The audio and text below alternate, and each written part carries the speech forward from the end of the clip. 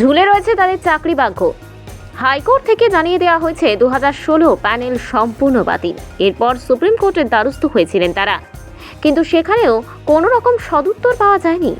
উল্টে আশাহত হয়েছেন চাকরি প্রার্থীরা।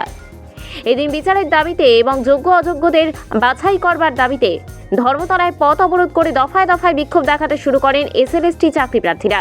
2016 সালে এসএলএসটি চাকরি প্রার্থীরা ধর্মতলায় বসে পড়ে বিক্ষোভ দেখাতে শুরু করেন। শেষ পর্যন্ত চ্যাংদোলা করে তাদেরকে তোলা হয় পুলিশের প্রিজন ভ্যানে।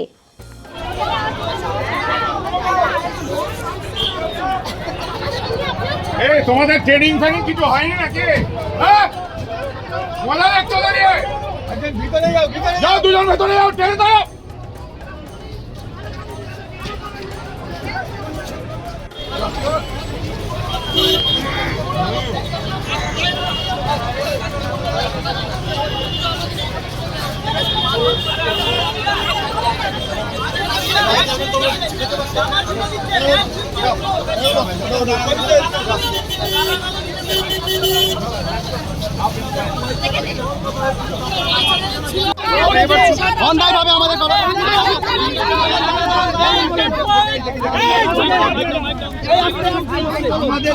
আমরা যখন ওখানে সমাবেত হলাম, কোনো কারণ ছাড়াই আমাদেরকে ওখানে অ্যারেস্ট করা হলো, আমাদেরকে লাঠি নিয়ে ধাওয়া করা হলো। কেন? আমরা তো গণতান্ত্রিক দেশে বাস করি, আমাদেরকে কেন ধাওয়া করা হলো?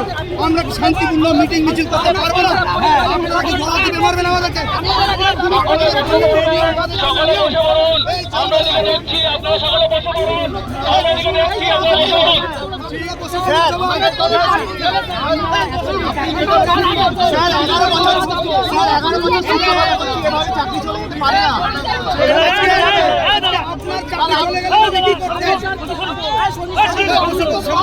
বসে